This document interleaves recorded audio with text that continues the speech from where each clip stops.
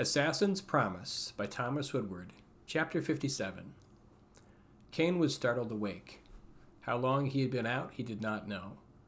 His arms and legs felt leaden, utterly drained. He started to move his head and realized it was restrained. He could feel motion.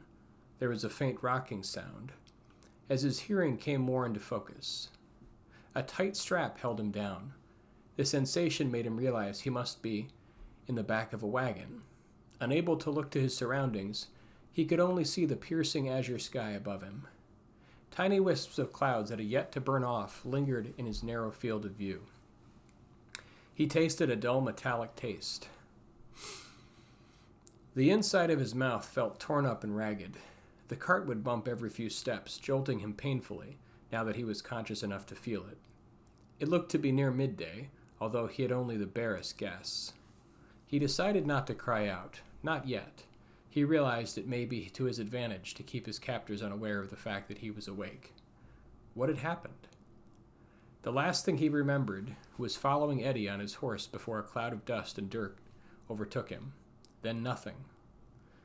Just a hole in his memory, as if there had been no break in time between where his memory ended and this moment. He knew better than to try to force his mind to recall. It would happen eventually on its own, if at all. He didn't much fancy a blinding headache added along with being tied up like a sack of beans. He could hear a faint murmur. It felt as if it was through a thick cloth and heavily garbled. He couldn't even tell if the language was his own. Testing his leg muscles, he was unable to pry himself loose. His bindings were careful and thorough. The sky had not been clear when... What? Nothing came to mind readily. His arms were heavily cramped and sore. He felt as if he had just lost a 2-day duel with a pit fighter from Sintas. It was incredible how one subtle itch could be maddening beyond all reason. He tried to move in his bindings futilely, but could not reach up to his brow to scratch the itch. He felt a dozen other itches make themselves apparent just then. He must have been lying in a pool of his own sweat when they found him and bundled him off, whoever they were. Kane wondered briefly if his captors had any idea of his actual identity or his secret mission. It would be a great surprise indeed, but even a simple bandit who thought he could ransom him off or sell him on the slave blocks of Tengashi could just as soon slit his throat if the desire arose. All his training would be meaningless without the use of his hands.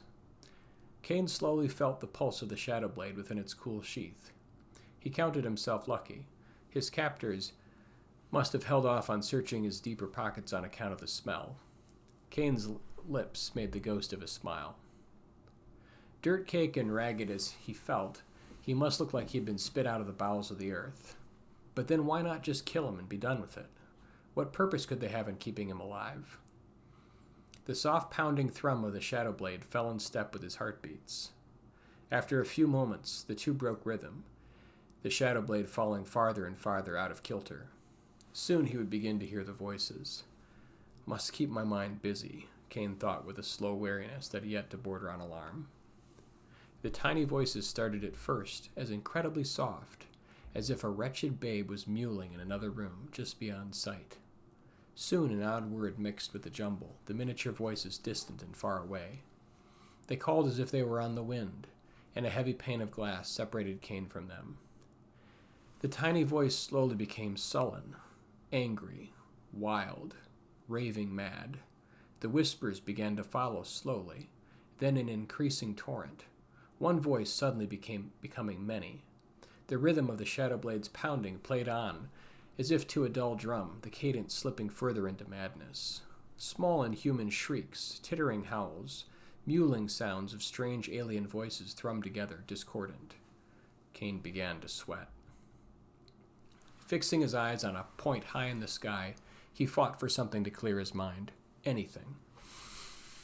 He started to hum a dark tune, hoping it would drown out the terrible screaming howls that vanished into the aether, before forming into weeping sounds of a strange tormented soul. This in turn became hysterical laughter that bubbled into utter madness. Kane grimaced as he tried to pry his mind loose from its clutches. Carefully returning himself to his training, Kane pictured an infinity loop in his mind. He started to rotate it slowly, his frantic mind struggling to follow its slippery edge. As it rotated, it folded in on itself, twisting again. His head began to burn with the effort of it. The voices receded as he did so. Kane sucked in a ragged breath, slowly regaining his focus and mastery over his sanity. Peering back up to the perfect blue sky, Kane wondered how long he would need to keep himself perched on the razor's edge like this. Perhaps hours. Unconsciousness would be a blessing. But then the dark and twisted dreams would come, unworldly and alien. Such was the price for sleeping with the shadow blade next to your heart. A relic passed down from the dark guild of assassins, the blinded gods smiled upon one, such as himself, who wielded such a treasure. One's sanity had never been much of a concern in their dark order. Kane gritted his teeth.